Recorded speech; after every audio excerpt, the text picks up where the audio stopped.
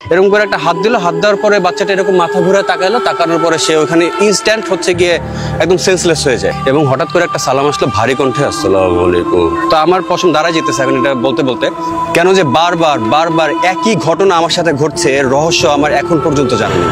প্রথমে ঘটনা হচ্ছে 1998 সালের দিকে। তো সেই সালটা হচ্ছে গিয়ে এলাকায় হচ্ছে গিয়ে বন্যা হয়। হ্যাঁ, 98 বন্যা সারা বাংলাদেশই হয়। তো 98 বন্যাতে আমার বাবা হচ্ছে কি সেই সময়টাতে দরজার ভিতরে ইট দেয় যেন ভিতরে পানি না আসে।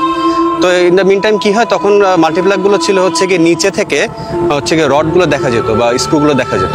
হ্যাঁ, তো এরকম মাল্টিপ্লাক দিয়ে ফ্যান দিয়ে বাতাস দিত, বাতাস দিয়ে ইটটা তাড়াতাড়ি যেন শুকানো যায় এটার একটা চেষ্টা করতেছিল। তো বাবা হঠাৎ করে মাল্টিপ্লাক নিচে হাত দেয় এবং একই সাথে মানে একটা কারেন্টের বিশাল একটা শক খায়, শখে 10-12 হাত পিছিয়ে চলে যায়। তো আব্বুর একটা অ্যাক্সিডেন্ট তখন ঘটে। তো ঘটার পরে তো ওই দিনের অবস্থা তো কি অবস্থায় কারেন্টের শক খেলে আমরা সবাই জানি। তো 98 সালের একই ঘটনা বন্যা শেষে তো আমাদের মামার বাসা হচ্ছে প্রেমবাগান, উত্তরা কসাইবের প্রেমবাগান। তো ওইখানে প্রায় সময় যাওয়া আসা হয় আমাদের।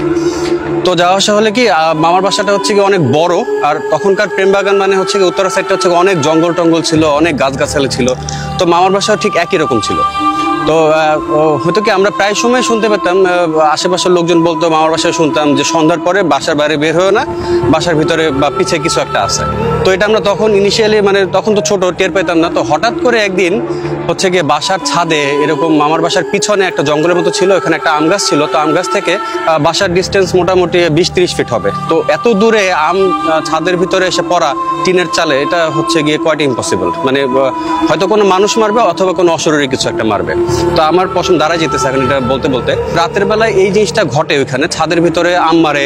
তারপরে বাসার জানালার যে চিপাটা থাকে বিল্ডিং এর, ওইখান থেকে হচ্ছে গিয়ে হুট হুট করে ধুমধুম করে যায়, চাল দিয়ে ধুমধুম করে যায়।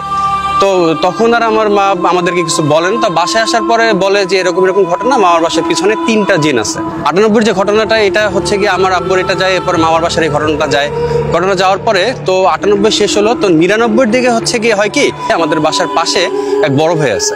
তো বড় ভাই সন্ধ্যার দিকে হচ্ছে গিয়ে আমরা সবাই ছোটবেলায় তো তাড়াতাড়ি বাসায় ঢুকে যাই। তো ওই দিনও আমি আড্ডা কি মানে খেলাধুলা করে ছোটবেলায় সন্ধ্যায় তো বাসায় ঢুকে যাই মাগরিবের আগে। তো ওই বড় ভাই করে কি, সন্ধ্যার দিকে ওনার বাসায় ঢুকতে একটু দেরি করে, উনি সবার শেষে স্ট্যাম্প গুছায় বাসায় যেতেছে।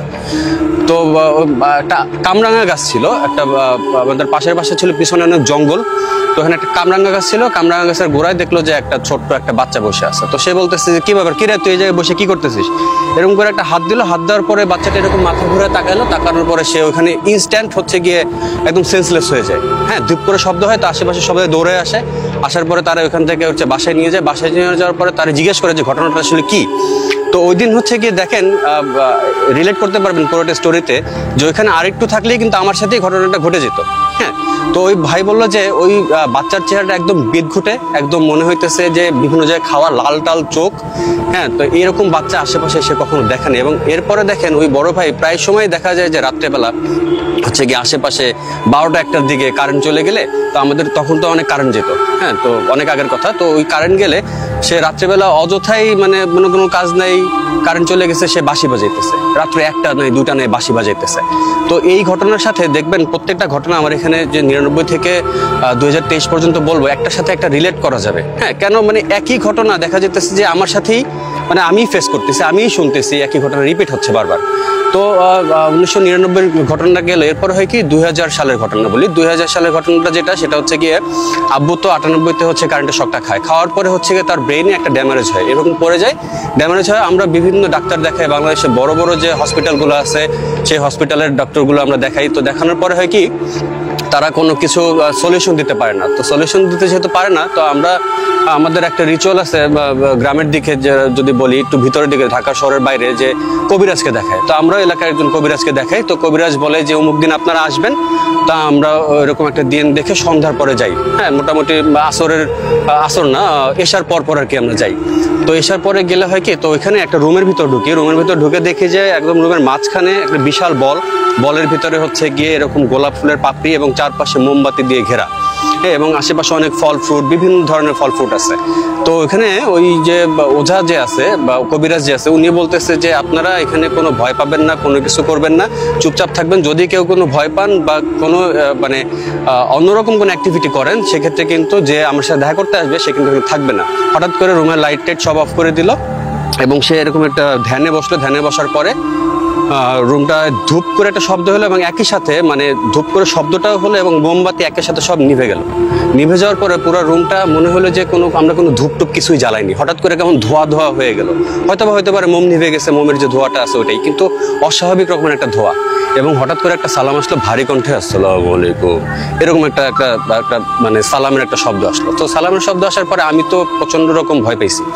মানে আমি তো অনেক ছোট তখন, তো আমি প্রচন্ড রকম ভয় পাওয়ার পরে হয়েছে কি, তো হঠাৎ করে ওই লোকটার ওয়াইফ উঠে এরকম লাইটটা জ্বালাই দিছে, বলতেছে না আপনাদের এখানে কিছু একটা হয়েছে, আপনারা কিছু একটা করছেন যার কারণে সে আইসে আবার চলে গেছে। তাহলে কেন হবে? তো আমি ওই কবিরাজের দিকে তাকায় দেখলাম উনি ঘামতেছে, এবং গামছা টামছে এরকম মাথার উপরে দেয়া উনি হচ্ছে গিয়ে ঘামতেছে, প্রচন্ড রকমের ঘামতেছে, ঘাইমে টাইমে আসছে। তো ওই ঘটনা ওইখান থেকে গেল, যাওয়ার পরে আমি নিয়ে চলে আসলাম। তো উনি ওই কবিরাজ বললো যে এখানে এই ঘটনাটা আর ঘটবে না, মানে আমরা এই যে বসছি ওই জিন ইনি আর আসবে না। কিন্তু উনি আমাকে একটা খবর দিয়ে গেছে। কি খবর দিয়ে গেছে এটা আমরা বলবো, কয়দিন পরে আসবো। তো কয়দিন পরে ওনারা আমাদের বাসায় আসছে। বাসায় আসার পরে আমাদের বাসার ঠিক মাঝখানে, আমাদের বাসার সামনে এবং চারপাশে, তখন আগের কালের বাসা তো 3 কাঠা জমির উপরে চারপাশে অনেক ছাইরে মাঝখানে বাসাটা করা হয়েছে। তো চারপাশে মোটামুটি ভালোই জায়গা আছে বাউন্ডারির ভিতরে। তো বাসার মাঝখানে উনি একদম বিল্ডিং এর ভিতরে ঢুকছে, আমাদের নিচতলা বাসা।